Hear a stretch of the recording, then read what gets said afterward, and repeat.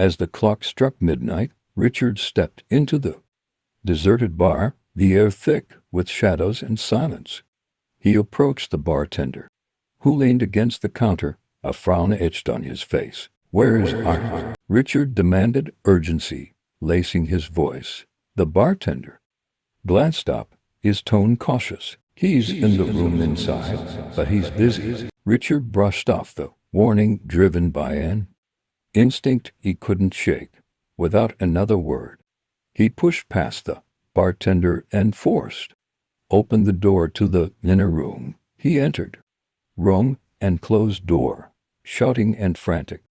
Voices filled the space, echoing off the walls. Door was locked tight. Minutes passed like hours, the noise fading into an unsettling silence.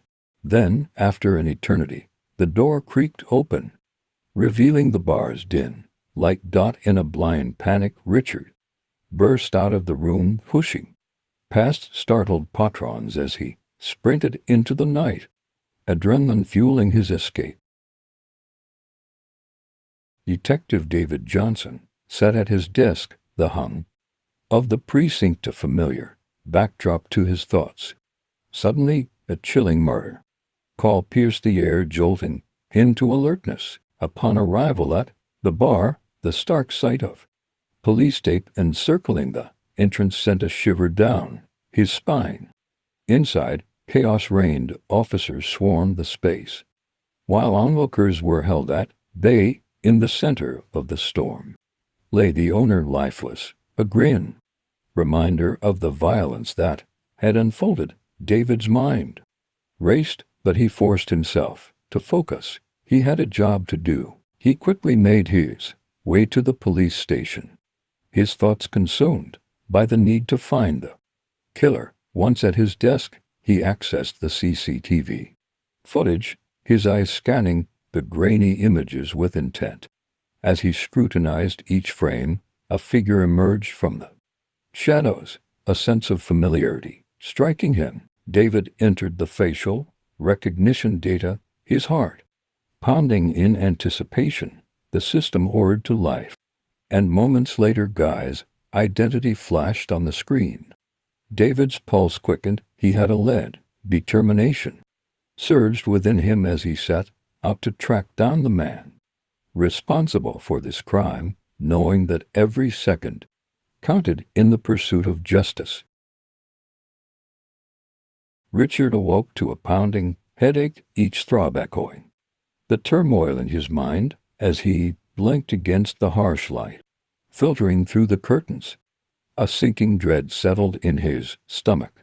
The reality of his actions from the night before loomed large, a dark cloud, overshadowing any semblance of peace. He knew he had to move quickly. Time was no longer on his side.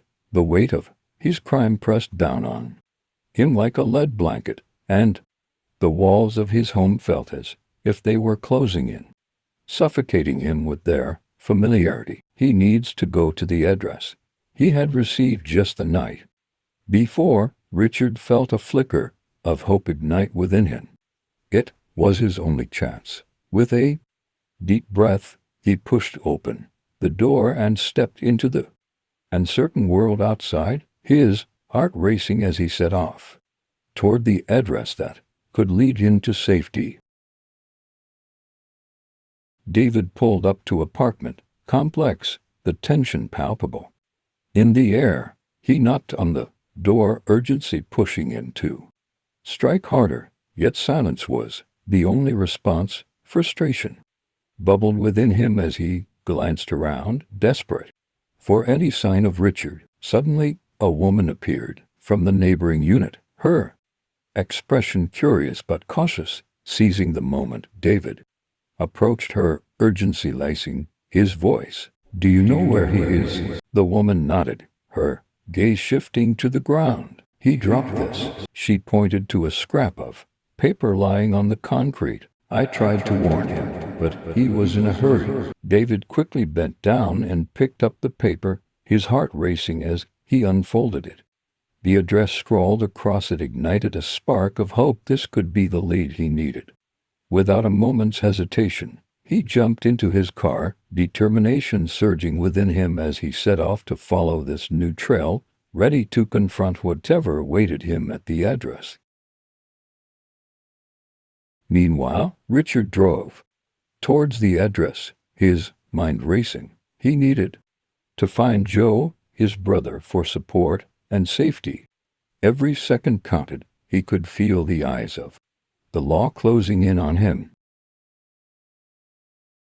The location Richard reached was an abandoned warehouse.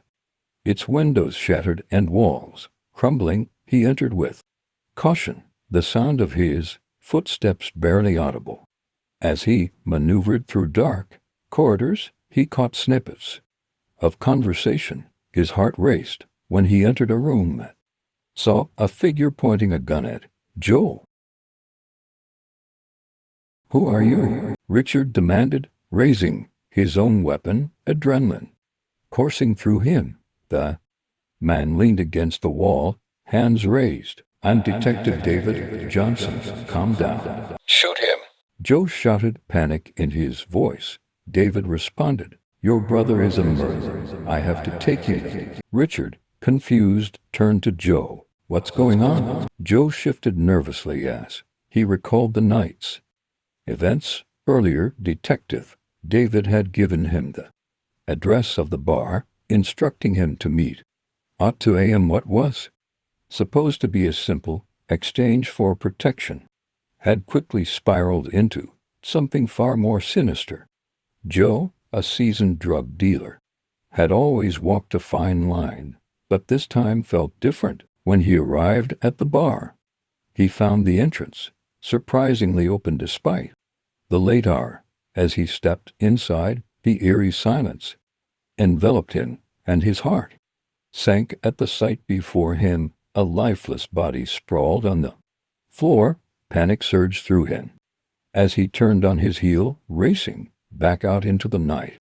Realization hit him hard. He was going to be framed for this murder. "Drop your gun, David," Richard demanded, his voice firm but edged with tension.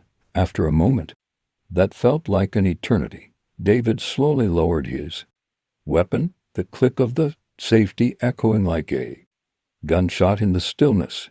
With the threat momentarily diffused, Richard breathed a sigh of relief, but he knew this was only the beginning. Richard turned to Joe, urgency etched across his face. "Listen to me," he said, his voice steady, yet filled with gravity. "We will wait here with David, but I want you to leave this place. You need to disappear." Joe's eyes widened at the suggestion, a mix of fear and disbelief swirling within him. "Disappear?"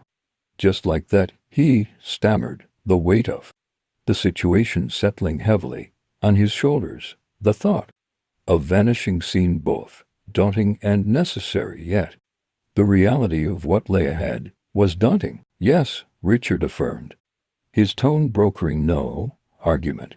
"This is the only way to keep you safe."